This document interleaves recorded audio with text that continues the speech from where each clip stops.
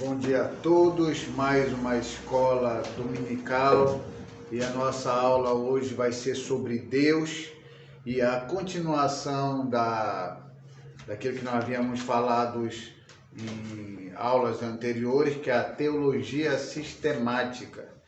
Nós já havíamos feito uma introdução, já havíamos falado sobre as Escrituras e hoje a gente vai nessa ordem.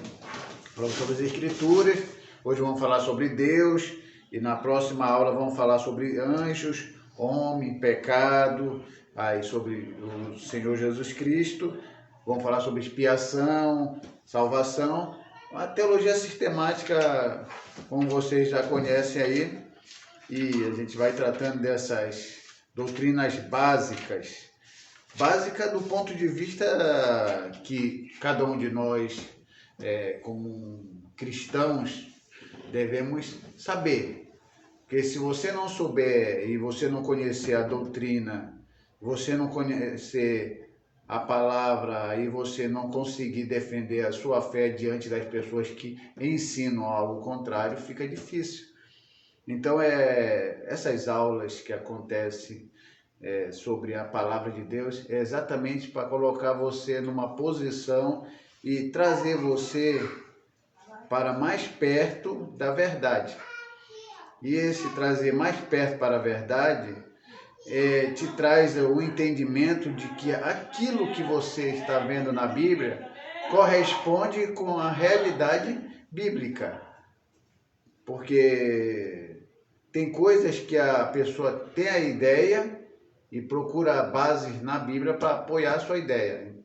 E aqui você já percebeu que nós não partimos de uma ideia da nossa cabeça, não. Partimos de uma ideia da Bíblia e essa ideia da Bíblia é o que vem nos orientar e nos fazer crescer na fé. Então, quando nós falamos sobre Deus, a primeira coisa que nós precisamos entender sobre Deus é sobre a sua existência.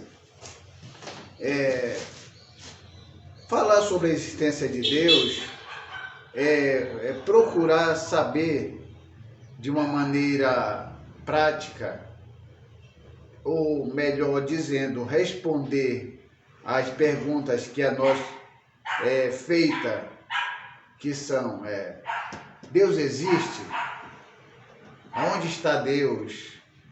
São perguntas que, de um ponto de vista filosófico assim, é sem sentido.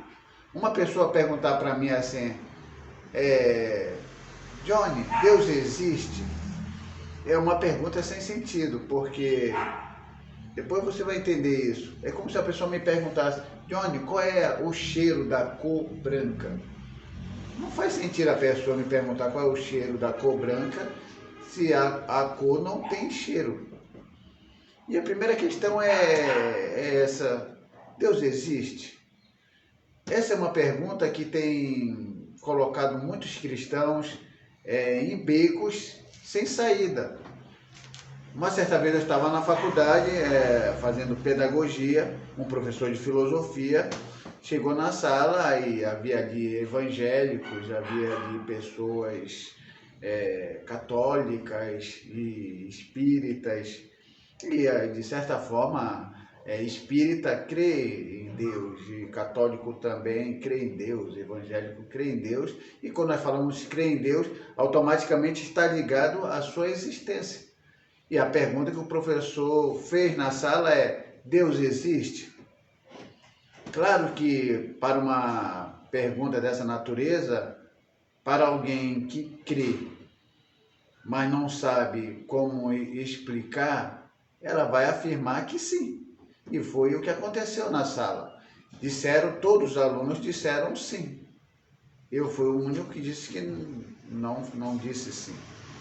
E quando todos disseram sim, automaticamente surge uma segunda pergunta em cima da pergunta: Deus existe? Aí você diz sim. Automaticamente o ateu vai fazer uma segunda pergunta: quem criou Deus? Claro que essa segunda pergunta é uma pergunta que não te dá chance de resposta, porque você fica num beco sem saída. Se ele existe, alguém criou Deus.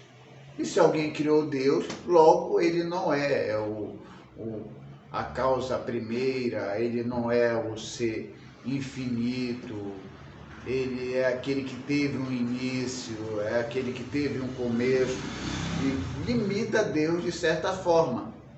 Então, quando alguém lhe perguntar Deus existe, nunca diga sim de cara, porque se ele fizer a próxima pergunta, quem criou Deus? Você vai responder o quê? Aí foi exatamente o que aconteceu na sala.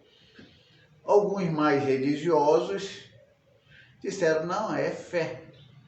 Aí jogaram para o campo da fé. Não, ninguém criou Deus, mas não souberam explicar a existência de Deus. Mas para uma mente básica, terrena, claro que se ele existe, alguém deve ter o criado. E isso dificultou muito a maneira como eles poderiam se sair daquela pergunta. E eu automaticamente levantei meu dedo e disse para o professor, professor, eu não respondi e eu não disse que sim. E ele ficou surpreso e olhou para mim e perguntou, então, qual é a sua resposta? Deus existe? Eu digo, não. Antes de eu responder para o senhor se Deus existe ou não, eu queria lhe fazer uma pergunta em cima da sua pergunta. E perguntei para ele, de que existência, professor, o senhor está me perguntando? Depende de que existência o senhor está me perguntando. Porque para mim dizer que Deus existe, eu primeiro preciso saber do senhor, em relação a Deus, de que existência o senhor está falando. Ele automaticamente, quando eu perguntei para ele de que existência, ele entendia Deus está incluído, ele olhou para mim e disse assim, você é esperto. E virou para o quadro para escrever. Os meus amigos que estavam perto de mim ficaram muito surpresos pela maneira como eu tratei aquele professor e disse, Johnny, manda ele responder, manda ele responder. Eu disse, não precisa. Ele entendeu a mensagem. Por que ele entendeu? Porque automaticamente, se ele tentasse explicar a existência de Deus, ele também não conseguiria. Assim como muitos crentes, muitos cristãos não conseguem explicar quando alguém pergunta, Deus existe? E a pessoa não consegue explicar quando vem a segunda pergunta, quem criou Deus? Aí fica usando a fé, que fé serve só para nós que somos cristãos, mas dentro de um campo acadêmico, onde as pessoas estudam mesmo por dentro da ciência, é difícil. Então a gente fica sem resposta. Mas se você usar dentro da própria pergunta dele, Deus existe, aí você fizer uma outra pergunta em cima da pergunta dele, dizer, de que existência você está me perguntando? Automaticamente ele não vai ter resposta. Porque se ele não crê que Deus não existe, como é que ele vai explicar a existência de algo que ele crê que não existe? É impossível também para ele. Então, automaticamente, a gente tem que ter um pouco de sabedoria. Então, aí você deve estar me perguntando, se Deus não existe, automaticamente eu vou responder o quê? Eu vou dizer uma coisa para você. Quem existe é esse microfone. Esse microfone existe. Por que esse microfone existe? Porque alguém pensou, colocou num papel e executou e ele passou a existir. Esse microfone existe. Eu que estou falando com vocês, eu existo. Você que está me ouvindo, você existe. Por quê? Porque por mais que esse microfone foi bem elaborado, bem pensado e executado, ele tem começo, ele tem meio e ele tem fim. Quando olhamos para Deus, Deus é muito mais do que a palavra existir. Deus é muito mais do que a palavra existência entendida como o homem entende. Deus é muito mais do que isso, ele está acima dessa questão. Deus automaticamente não existe. nesse sentido em que nós estamos aqui falando. Deus é. Quando nós falamos que Deus é, está além de qualquer concepção de existência. A existência, quando nós falamos que Deus existe, é só uma maneira de compreender que Deus está presente.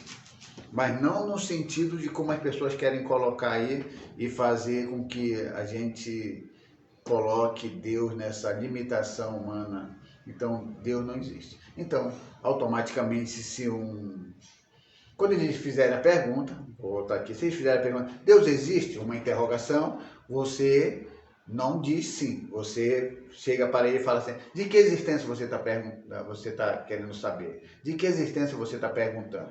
Depende de que existência você está perguntando. Ele não vai ter resposta. Porque se ele não crê na existência de Deus, como é que ele vai explicar a existência daquilo que ele não crê que existe?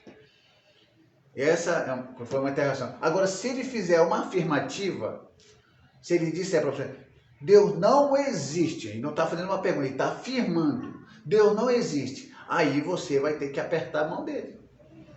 Aí você aperta a mão dele e fala assim, você está certo, realmente Deus não existe, porque o dia que ele existir, não é Deus. Essa é a grande questão. Esse microfone existe, mas Deus não existe. Porque se Deus existisse, ele seria como igual a esse microfone. Começo, meio e fim. E aí sim, nós teríamos um Deus limitado. Um Deus que teve início, que tem meio e que tem fim. Então a primeira questão é essa. Deus não existe, Deus é. Está além da nossa compreensão de existência.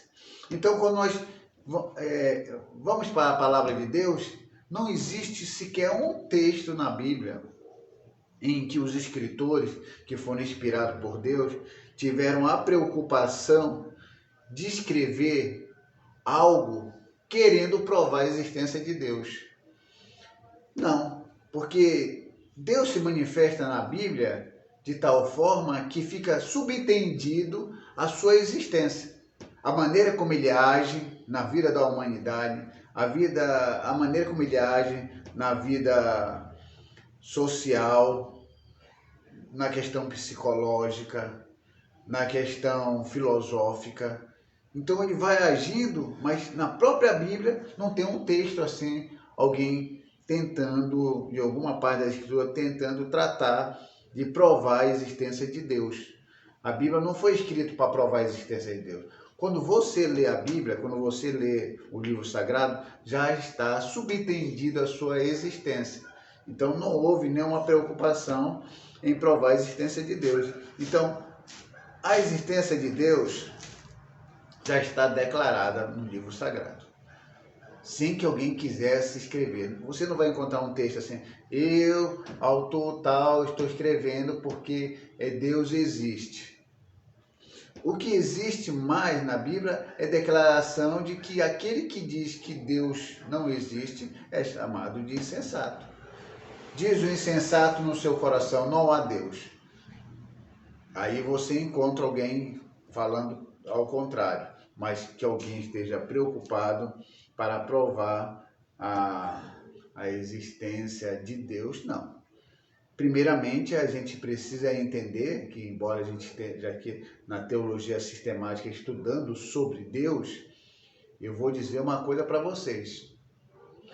Embora alguém pode estar dizendo, mas se ele mesmo fala que Deus está além da existência, da compreensão, por que ele, então, esse professor, aí que é eu, estou querendo ensinar sobre Deus, se Deus está além da própria existência?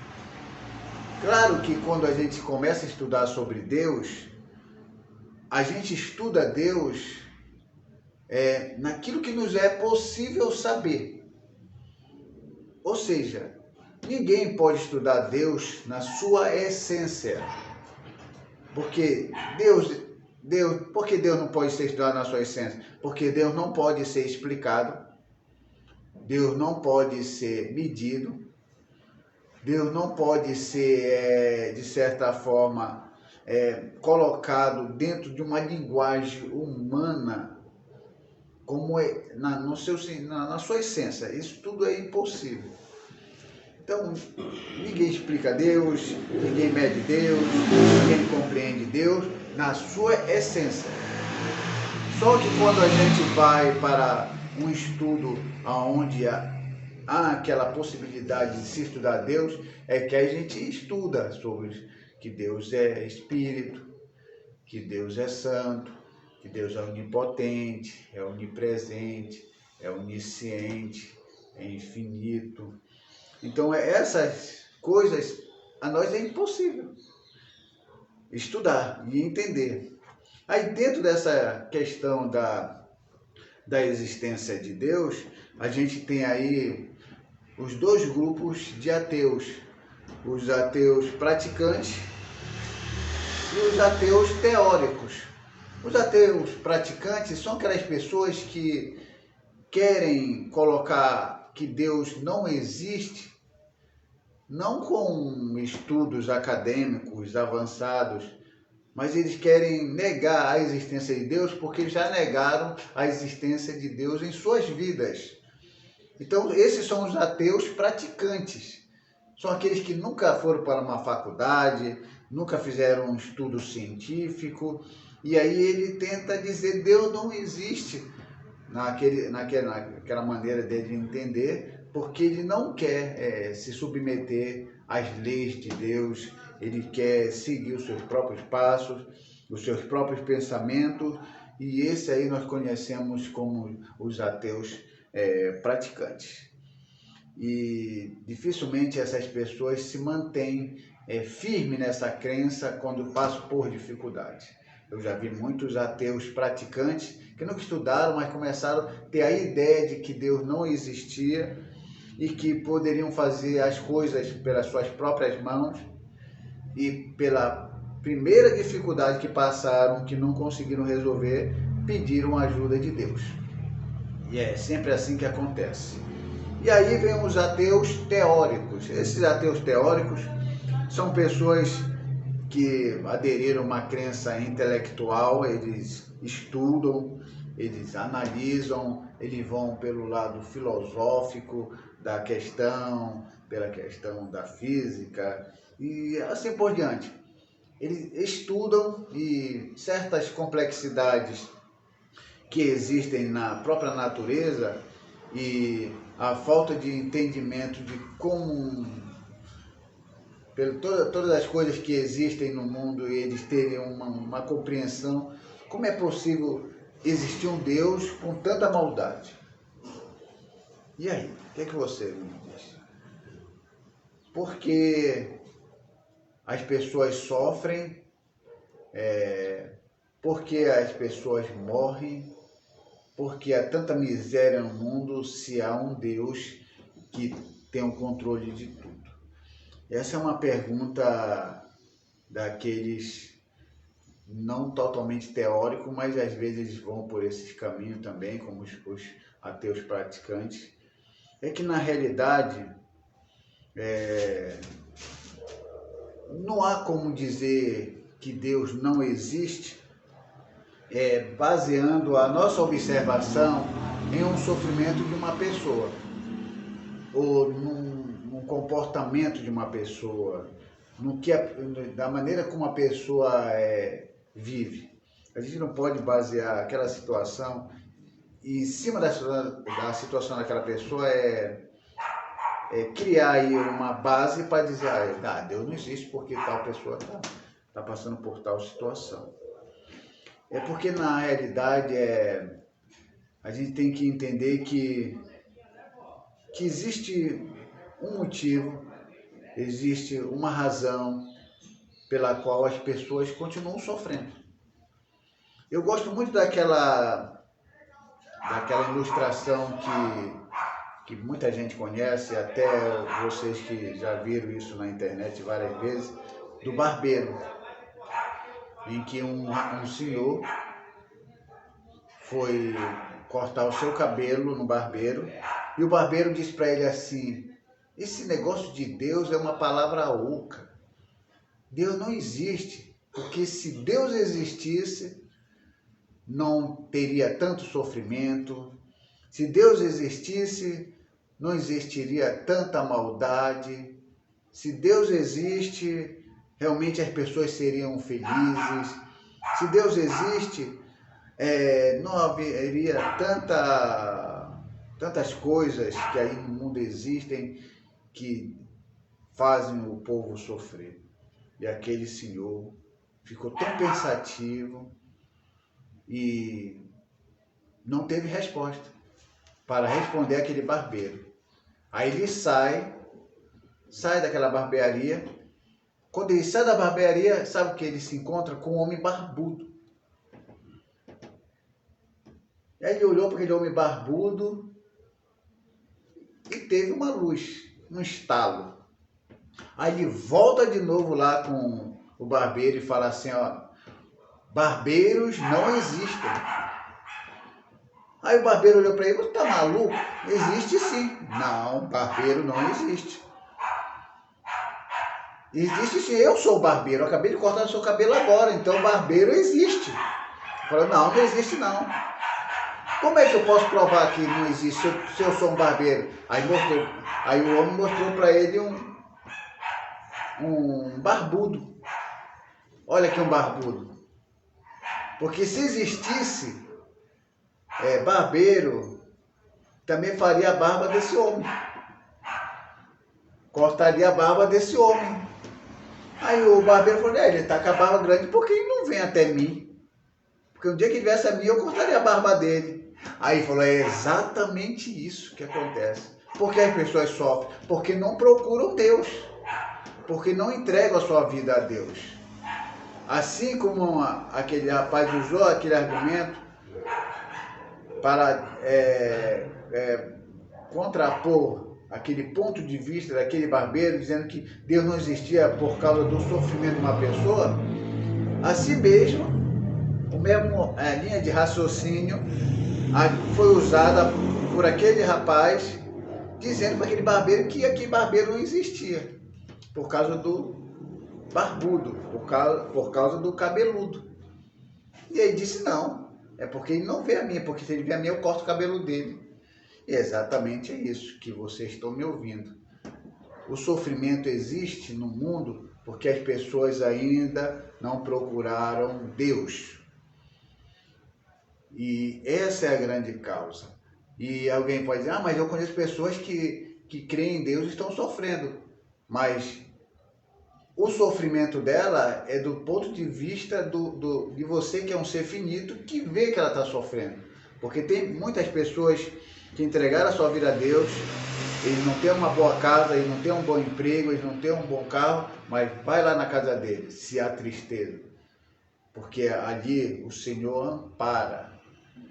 Como diz a palavra do Senhor, que nunca viu um justo mendigar, né, a sua descendência mendigar o pão.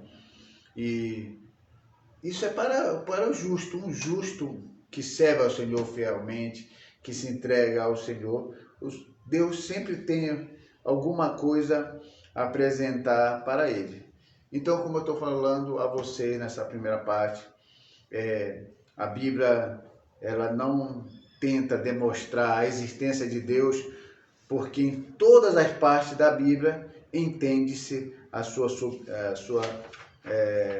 subsistência. Então Deus está além da existência.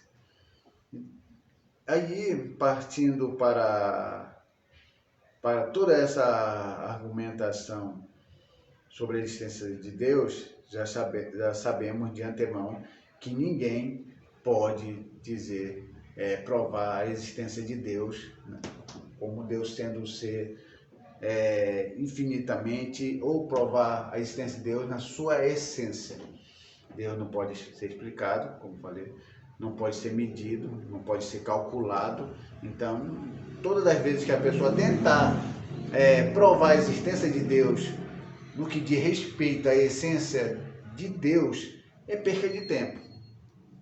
É perca de tempo tanto para aquele que quer provar a existência de Deus, como aquele que não quer, aquele que quer provar a não existência de Deus. Na sua essência, tudo isso é impossível. Agora, existem as vias de Tomás de Aquino, eu aconselho a vocês a estudarem as 5 vias de Tomás de Aquino, que foi um grande doutor da igreja cristã, que, claro, estava relacionado à igreja católica, mas que foi um grande estudioso que trouxe essas 5 vias para provar a existência de Deus.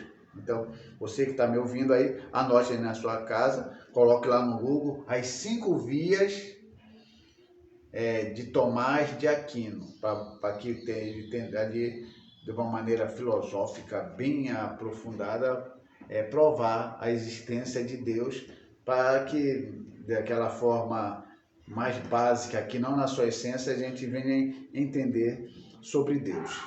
Então, quando falamos sobre Deus, falamos sobre o argumento da criação. E o argumento da criação está muito ligado ao argumento cosmológico, da palavra cosmo, que significa mundo. Então, vai falando da criação. Então, como nós podemos ver que realmente Deus existe? Pela própria natureza. O primeiro livro que pode mostrar para o homem que Deus existe é a natureza. E é impossível que, com tudo que existe aí, você ainda tenha a intenção de dizer que tudo que existe aí no mundo veio do acaso. E que por trás de tudo que existe não tenha tido uma mente genial, uma mente inteligente que criou todas essas coisas. É impossível. E é bom entender sobre isso. Existe até a grande questão aqui, que eu não sei se eu irei ler para vocês, que falava sobre o ovo e a galinha, que todo mundo acha que é um argumento fraco, falar sobre o ovo e a galinha, mas é um argumento interessante. Porque o rapaz chega para uma senhora e fala assim: eu estudei física, estudei matemática, estou me aperfeiçoando dentro dos cursos acadêmicos seculares, e eu cheguei à conclusão de que Deus é uma palavra oca, que é uma palavra sem sentido. Aí uma senhora disse para ele assim: bem, na verdade eu nunca fiz faculdade, eu nunca estudei filosofia e nunca aprendi sobre nada do que você aprendeu, mas eu queria lhe fazer uma pergunta simples. Você pode me dizer de onde veio este ovo? Ela perguntou para o rapaz. O rapaz respondeu naturalmente: veio de uma galinha. Aí ela pergunta: e de onde veio a galinha? O rapaz pensou naturalmente: de um ovo. Então ela indagou: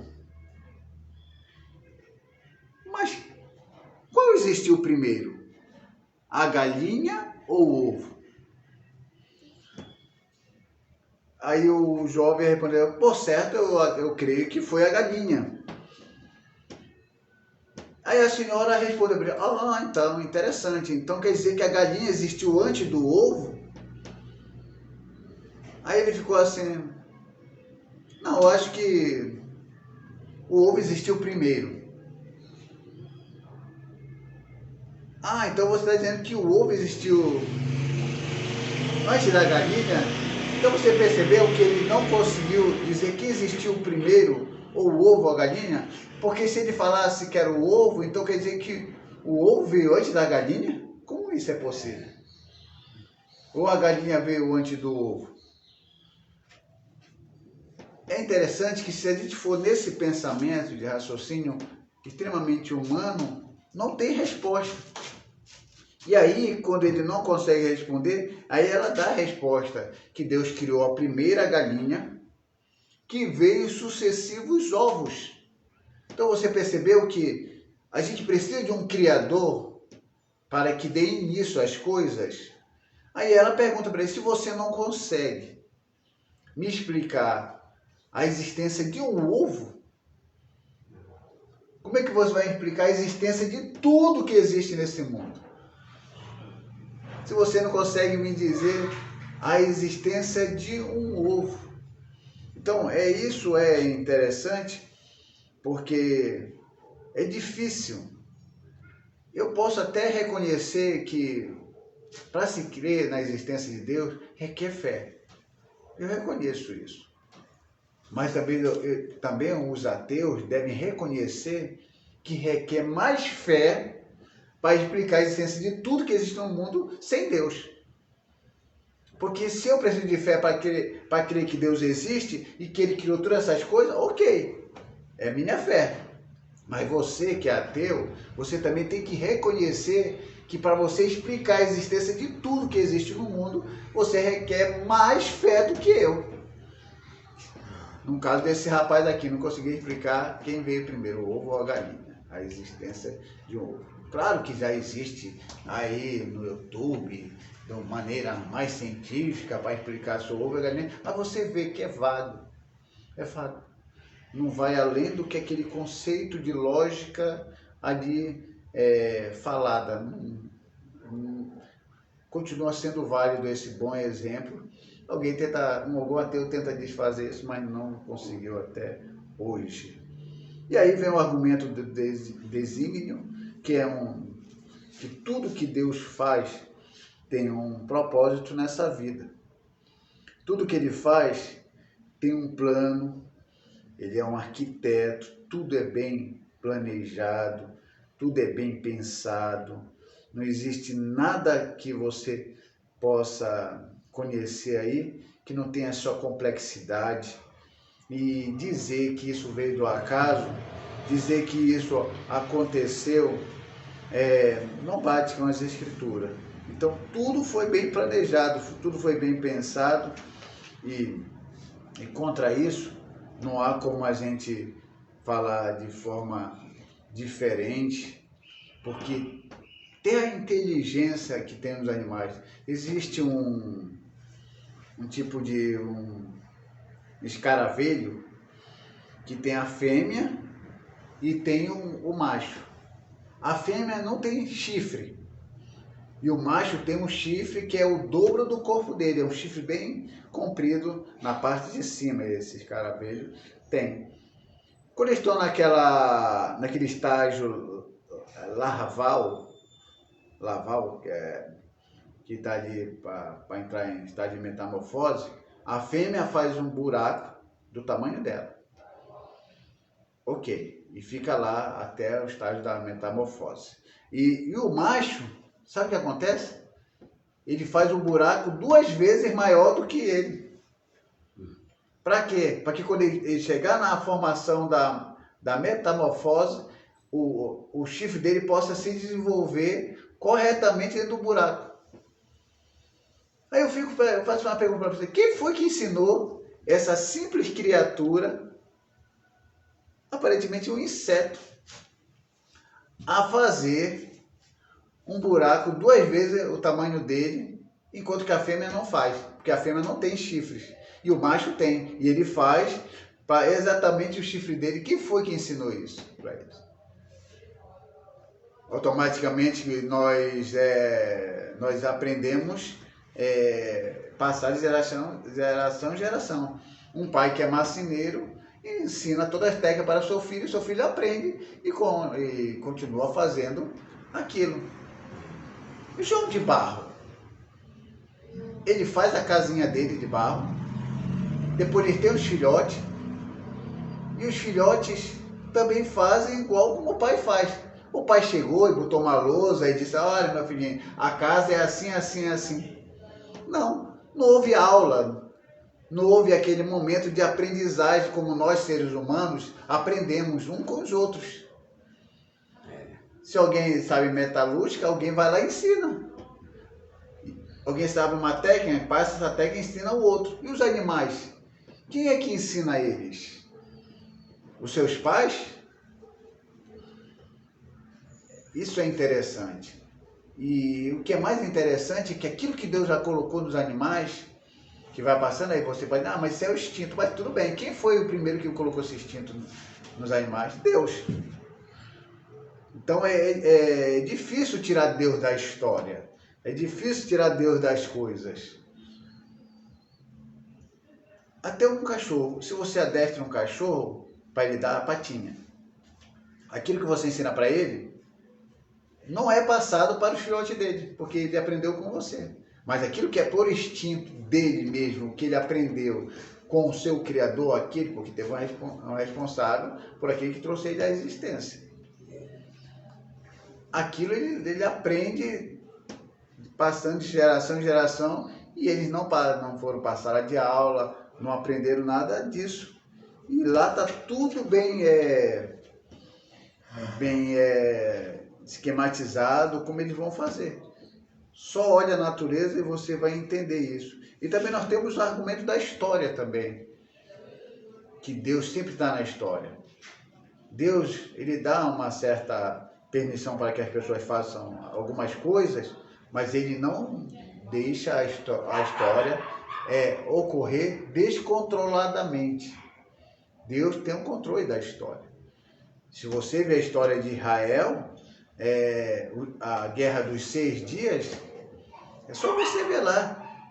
Tantos países contra Israel, parece-me que 5 países contra Israel, em 6 dias ele vence a guerra.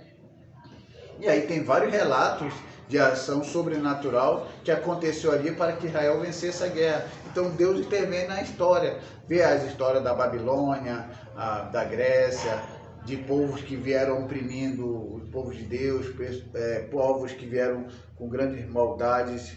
E tudo isso aí teve a intervenção divina que vai controlando a história também.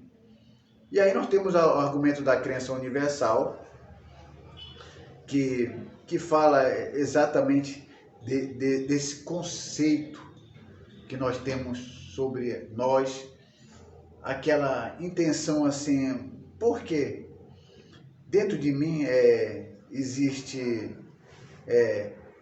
o certo e o errado. Por que eu sei o certo e errado? Onde é que existe essa questão da moralidade, da ética, que me faz com que eu saiba o que eu devo fazer ou não devo fazer?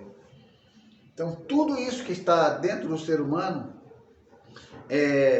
faz ele entender que por mais que ele entenda alguma coisa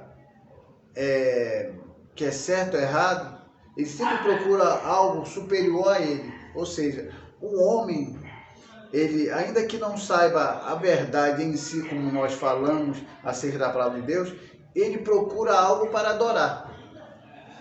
O homem, na sua essência, já é um adorador, por mais que ele não queira entender. Agora, o que acontece é que os ateus acreditam que os teólogos se reuniram numa reunião secreta e criaram a ideia de Deus e apresentaram para o povo. E aí o povo foi doutrinado sobre isso. Mas a grande verdade é que, assim como os teólogos não inventaram Deus, como também os astrônomos não inventaram as estrelas, nem os botânicos e as flores. Então, os teólogos são apenas estudiosos que estudam Deus, mas não inventaram Deus. Como os botânicos, eles não inventaram as flores. As flores existiram antes dos botânicos. Eles só estudam as flores. E nós, teólogos, estudamos sobre Deus, naquilo que é possível a nós saber. E os astrônomos também não inventaram as estrelas. As estrelas existiram antes dos astrônomos. Então, isso não condiz com o que muita gente quer entender. E aí, quando nós passamos entendendo que Deus existe, a gente não tem mais problema com isso, aí vem a natureza de Deus. E quando nós falamos da natureza de Deus, aí Deus vem se manifestando através dos nomes. Aí, quem é Deus? Aí, a melhor maneira de você saber quem é Deus as definições é encontrada nos nomes que Deus se apresenta. E que Deus é Espírito, que Deus é infinito, que Deus é eterno, que Deus é imutável em seu ser, sabedoria, poder, santidade, justiça, bondade e verdade.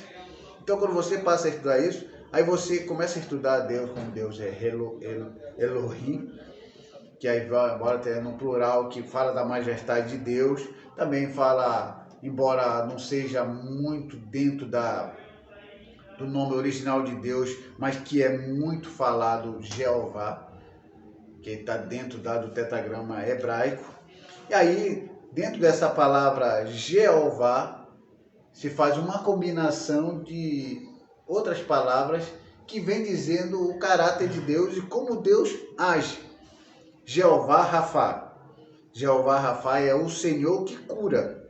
Aí você vai encontrar isso em Êxodo, capítulo 15, versículo 26. E os oprimidos que invocam. Aí vem o Jeová Nissi. Jeová Nissi é o Senhor nossa bandeira, que está lá em Êxodo, capítulo 17, do 8 ao 15.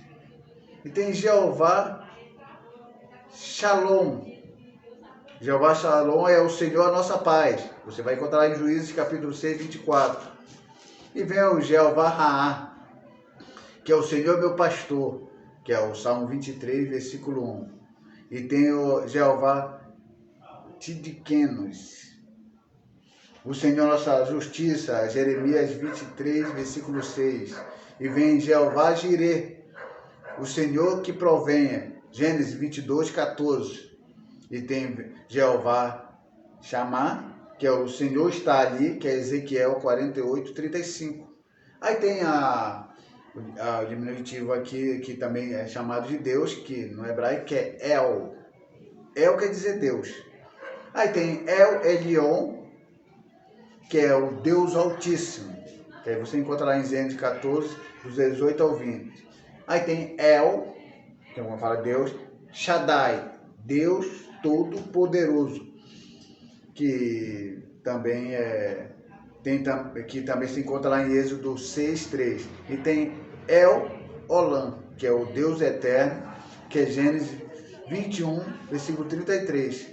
E Adonai, vocês sabem o que significa a palavra Adonai.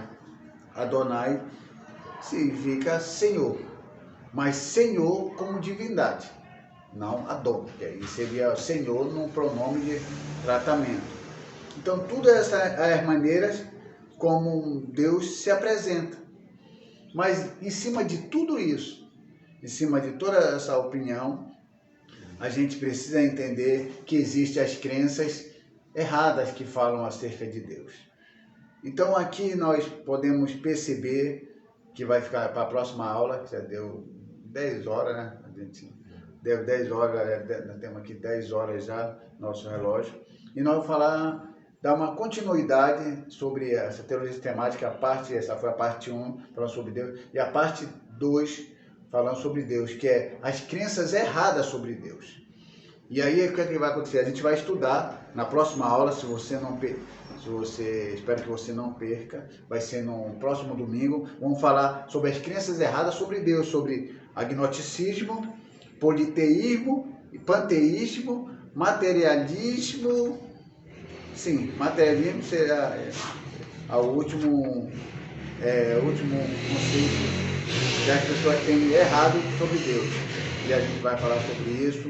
E falar sobre Deus é uma matéria bem extensa. A gente não quer assim falar tudo de uma vez, para que não seja um acúmulo só de informações, mas a gente quer ter esse entrosamento com vocês. E na próxima aula a gente vai falar sobre a parte 2, falando sobre as crenças errôneas que alguns grupos têm sobre Deus. E aí eu vou passar aqui. Deus Elohim, tem aí? Elohim é de deuses. Deus está no plural, só que aí a gente não pega muito pelo plural como sendo um politeísmo, a gente pega como tendo um significado da majestade de Deus.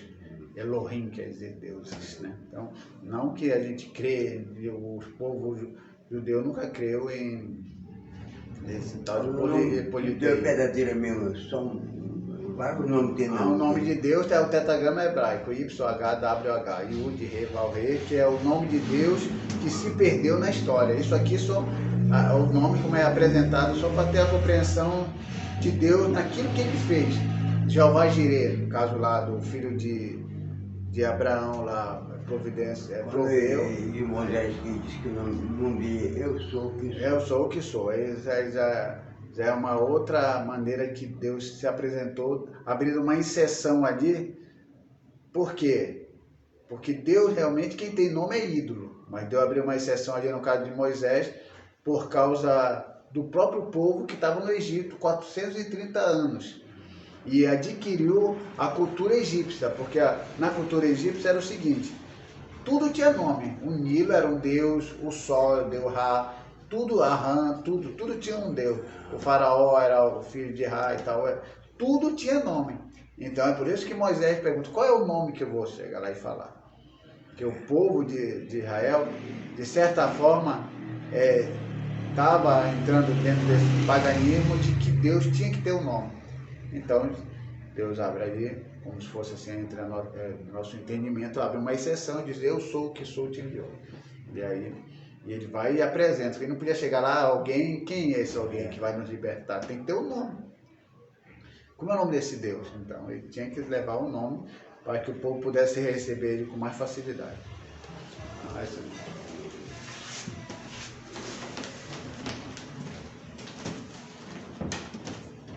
Graças a Deus, meus irmãos, ouvintes da Palavra de Deus, finalizamos mais uma etapa da lição da Escola Bíblica Dominical, né? É que você possa aprender, né? Isso, conforme tudo aquele concernente, cada domingo, uma etapa, uma área que vamos estudar a Palavra de Deus. Se você também possa também fazer uma caneta, um caderno, né? Escrever também aquela palavra que você acha difícil para você, você não achou, né? Aí você escreve aquela palavra para você ficar atento, né? E se alguém perguntar, aí você já está escrito aí, como ele falou sobre o ovo, a galinha, né? É isso. Muito não sabe, mas muito não sabe. Muito sabe, muito não sabe também. Para isso aí, se alguém perguntar quem é Deus também, se Deus existe, então isso aí é bom escrever, né? Porque alguém vai perguntar para você, tenho certeza que alguém vai perguntar para você, que aquelas pessoas que são incrédulos, são judeus, são ateus, vai dizer, Deus não existe, né? Vai dizer para você. Qualquer lugar que você entra numa supermercado, ou uma sorveteria, num restaurante, alguém está dizendo, você vai sentar na mesa de alguém que você não existe. Então você aproveita dizer essa palavra, né? Que você estudou nesta manhã, né? Então você escreve, é melhor você escrever para você ficar atento, né? Porque essa palavra vem ainda para você, tá bom? Deus te abençoe em nome do Senhor Jesus Cristo. Quero orar por você neste momento. Graças a Deus por atentamente você estar atento e ouvir e compartilhar conosco. E quero agradecer a você, a cooperação de você nesta manhã. Quero orar por você. Amado Deus, querido Jesus, quero agradecer a Ti, meu Pai, mais um dia, mais um domingo, Pai. Não desce, meu Pai Celestial, estamos aqui na Tua presença. Abençoe os ouvintes da Tua palavra, Pai Celestial, os irmãos, os amigos, Pai Celestial. Cada uma pessoa, Pai Celestial, possa receber a bênção da Tua vitória, Pai Celestial. Que Tu possa, meu Pai, chegar a Ele, Pai, e Ele chegar a Ti, Pai Celestial. E a bênção e a vitória virão uma bandeira extraordinária na sua vida e alcançarão cada pessoa, Pai, nesta manhã, pela vitória, meu Pai. Quero agradecer, quero te pedir, meu Pai, em favor do meu lar, minha casa, minha família, meus familiares, meus parentes, meu Pai. Coloco na palma da mão cada um nesta manhã, Pai. Hoje, meu Deus, meu Pai, nós temos culto, meu Senhor, da família. Hoje à noite, meu Pai, que possa abençoar, meu Deus, meu Pai, teus filhos, Deus. Dá a vitória a cada um, Pai. Dá saúde, Pai Celestial. Repreende toda enfermidade, toda doença dos teus filhos, Pai Celestial, para que possa te servir, Senhor, com alegria, Senhor, com gozo, diante da tua presença com uma grande gratidão diante de ti, Pai. Agradecemos e pedimos essa bênção, Cristo Jesus, que vive, reina eternamente para sempre. Amém. Amém. Que Deus abençoe a sua vida para sempre. Amém.